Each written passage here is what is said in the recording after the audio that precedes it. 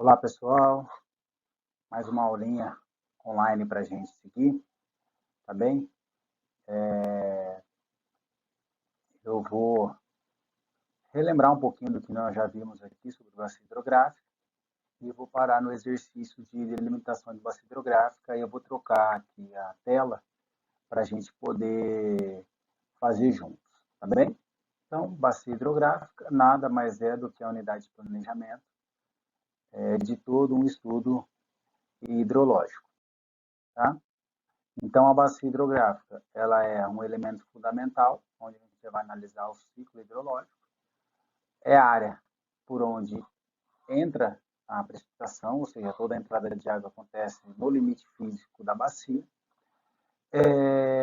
Então, nós vamos ter a entrada, que é a precipitação, e nós temos os vários escoamentos, que são as saídas, tá bem?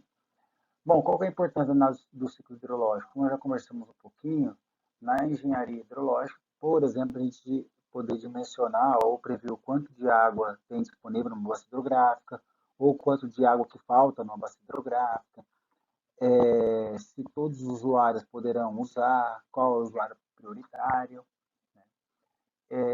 Em ser uma área física de entrada da precipitação, a gente vai ter alguns escoamentos ou fluxos de água que vão convergir para um único estuário, ou seja, o estuário é a saída da bacia, mas nós também podemos trabalhar com seções intermediárias ao longo da bacia, em seções nossas de interesse. E aí podem ser específicos um curso de água, por exemplo, eu quero trabalhar com geração de energia elétrica, por exemplo, ou eu posso avaliar um ponto se eu quero trabalhar com um ponto de captação para irrigação, por exemplo. E essa área de captação é delimitada pelo relevo, ou seja, existe uma linha imaginária que é onde uma gota de água que cair imediatamente à esquerda dessa linha vai escoar para um determinado rio ou por uma determinada bacia hidrográfica, e se cair para o outro lado, vai escoar para essa outra bacia hidrográfica. Tá? Aqui nós temos uma imagem onde simula isso, a entrada de água através da precipitação. Nós temos aqui os divisores de água, delimitados pelos relevos, que confluem para os rios. Ou seja, nós temos rios secundários, rios principais, e vai saindo até aqui no estuário, vai escoando até sair pelo estuário da bacia. Tudo bem? Também nós podemos trabalhar com uma bacia hidrográfica delimitada a partir de um ponto de interesse, né? Ou seja, um ponto meu necessário de estudo ou mais de um ponto que eu queira estudar naquela bacia hidrográfica. Também vai ser delimitada pela topografia, onde nós teremos os interfluros, os divisores de águas, que dividirão os escoamentos superficiais, e as curvas de nível, que darão a direção do escoamento. Então, por exemplo, nós temos os pontos mais altos, que é essa linha vermelha, onde estão os interfluros, e nós temos as várias curvas de nível que vai atravessando o rio e dando essa ideia de desnível da bacia hidrográfica. Aqui nós estamos vendo uma imagem, né, nesse slide 5, de uma carta topográfica, onde nós temos várias curvas de nível em planta, beleza? Então, essas curvas mais escuras são as curvas principais, por exemplo, e nós temos os corpos hídricos que compõem essa bacia hidrográfica. Nós temos uma seção de interesse aonde foi feita a delimitação desse divisor de água passando pelas curvas de nível. O que é mais interessante observar é que a curva de nível, o divisor de água passou pelos pontos mais altos da bacia hidrográfica, né, que seriam essas curvas de 200, ou seja, são pontos de interesse ou pontos cotados em que nos direcionarão para como nós faremos essa divisão da bacia hidrográfica. Tá bem? Mais para frente eu vou mostrar para vocês como que a gente faz. Em termos de escoamento superficial e subterrâneo, via de regra, o escoamento superficial ele é delimitado pelos interfluros ou pelos divisores de água. Porém, o divisor de água subterrâneo, ele tende a acompanhar o divisor de água do terreno, porém ele não necessariamente ele está alinhado, ele pode estar um pouco deslocado, como esses dois exemplos, em relação ao divisor de água. Até porque a água subterrânea ela é em função das características litológicas, ou seja, características do solo, e as características geológicas da região, ou seja, as características das rochas da região. Então, ela não tem tanta facilidade de escoar como a água superficial tem, dentro da rocha ou dentro do solo, em que é mais difícil ela ter esse tipo de escoamento. Mas, entendo esse cume, né, ou esse ponto mais alto, esse divisor de água subterrânea, ele também vai tender a escoar para aquele ponto mais baixo da bacia hidrográfica, que geralmente estão os vales e os rios. Tá? Essa rocha impermeável, ela delimita o escoamento ou a infiltração vertical. Tudo bem? Quando a água ela atinge essa camada impermeável, essa rocha impermeável, ela tende a escoar lateralmente até atingir os rios. Então, nós temos a infiltração e o escoamento subsuperficial quando acontece na zona saturada do solo, ou seja, a infiltração acontece na zona badosa do solo, atinge a zona saturada do solo, que por sua vez atinge os aquíferos, ou seja, ocupam os vazios das rochas. Quando esses vazios são preenchidos, há o escoamento lateral. Tá? Esse escoamento ele pode ser subterrâneo, se ocorre dentro dos vazios da rocha, ou ele pode ser subsuperficial, se ele acontece dentro dos vazios do solo. Aí as formas de delimitação, nós temos as manuais e automáticas, tá bem? As manuais, a gente vai trabalhar a partir de cartas topográficas, onde nós teremos, por exemplo, os pontos cotados e as curvas de nível e os rios, e podemos, em alguma região que a gente está em dúvida, fazer uma, uma complementação com o estudo topográfico. Ou seja, naqueles pontos onde eu estou com mais dúvida, eu faço um levantamento topográfico para eu verificar como que está a minha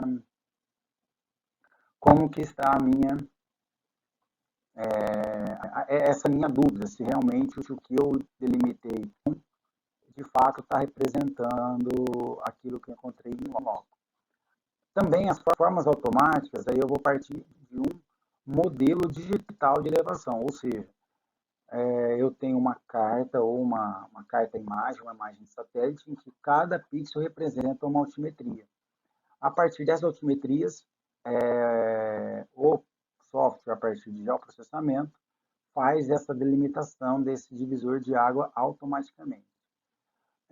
Porém, não somente esse levantamento através de geoprocessamento, ele é preciso ou não, ele também não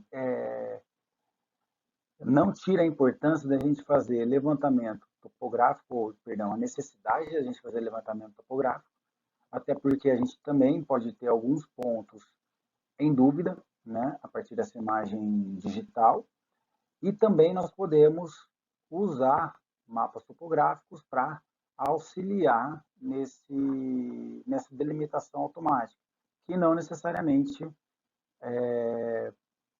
por ser automática, a imagem de satélite, por exemplo, ela pode vir com algum defeito, com algum problema, o sensor não ter tido uma boa passagem, ter coletado informações incorretas, tá bem? Então, o ideal hoje em dia é nós usarmos essas duas formas de delimitação, que elas são complementares entre si. Bom, a partir de cartas topográficas, o que nós fazemos? Primeiro, a gente identifica a seção nossa de interesse.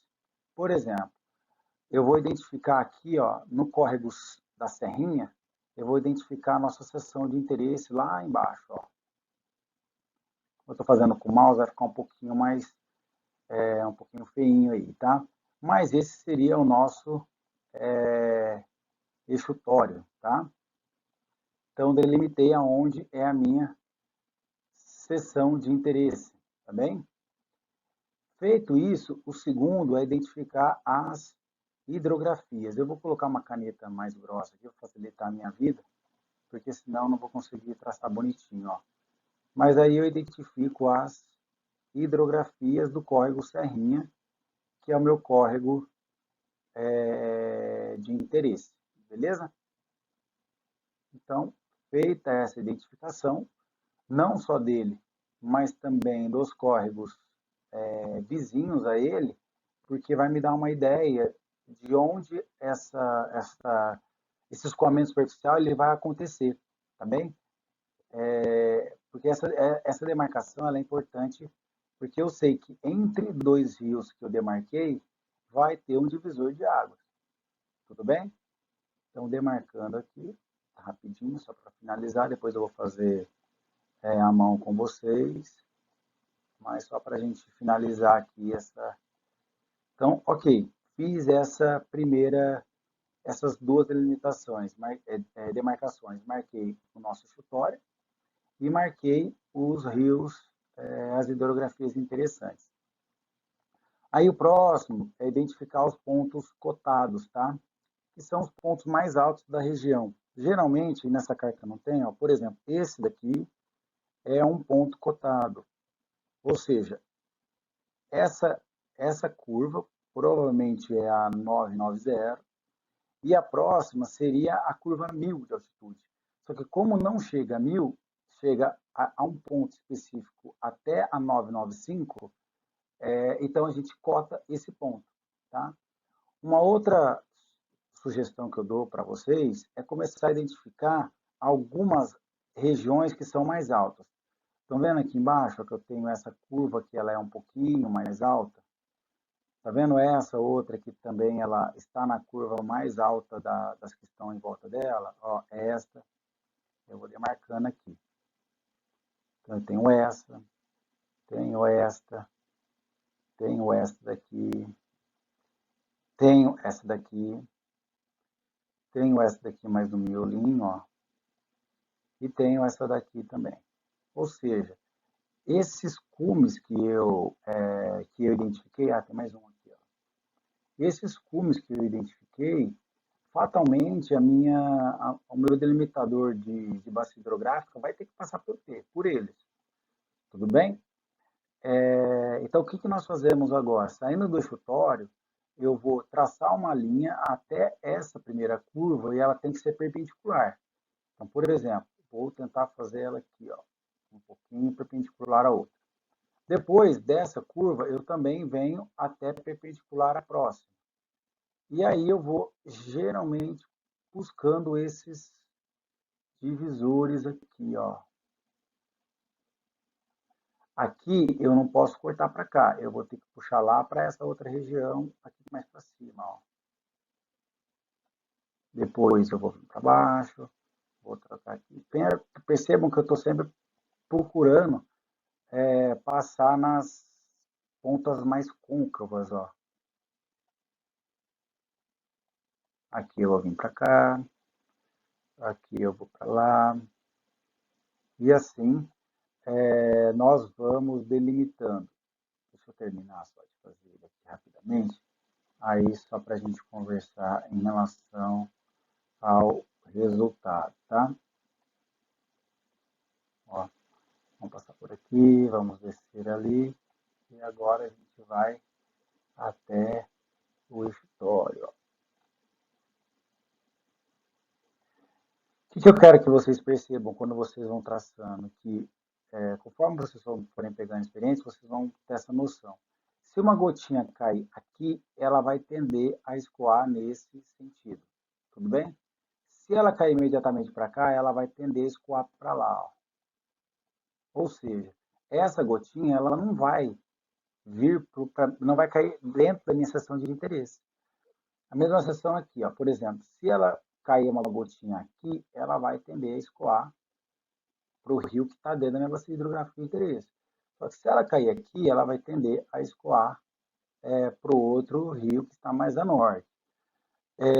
Aqui também, por exemplo, ele vai tender a escoar e ir para a minha bacia. Se ele vier para cá, ele vai tender a escoar e aí para outro rio de outra bacia. Então, conforme vocês forem tendo familiaridade com essas curvas, vocês tenderão a ter um pouquinho mais de facilidade em enxergar essas delimitações. Óbvio que esse tipo de delimitação, ela gera muita subjetividade, né? Então, o meu olho é diferente de vocês é diferente dos seus amigos, né? Então, cada um vai ter uma delimitação.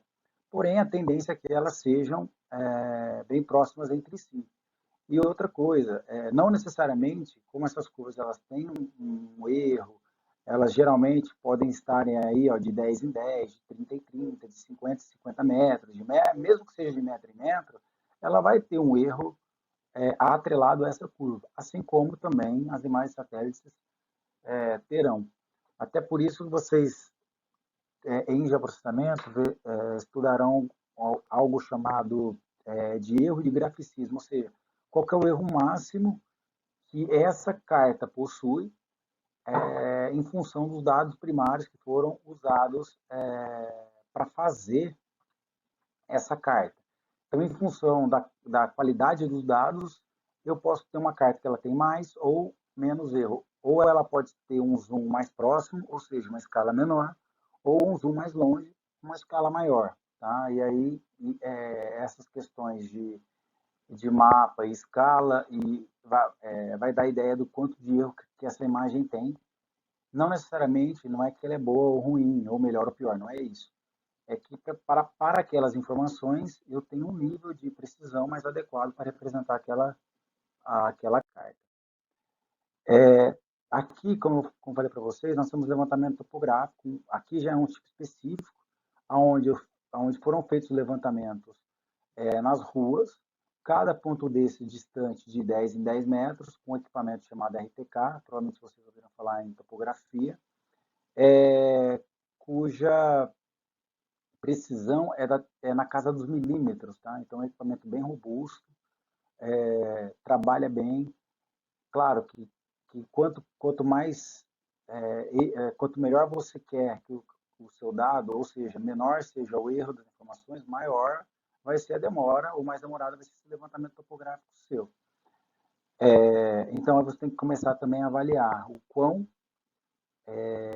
primário ou quão preciso você precisa desses pontos, até para que seu trabalho não fique ou demore muito tempo e você não tenha recurso para você poder trabalhar todo esse tempo. Bom, a partir desses dados foram geradas essas curvas de nível, ou seja, essa mais amarelinha, ela é curva de nível secundária, e essas vermelhinhas, elas são as curvas de nível principal. E elas estão distantes de 5 e 5 metros de desnível cada uma, não é de distância uma da outra, mas de desnível. Então, aqui o levantamento topográfico foi feito num bairro, mais ou menos aí foram feitos cerca de 40 quilômetros de levantamento. Tá bem?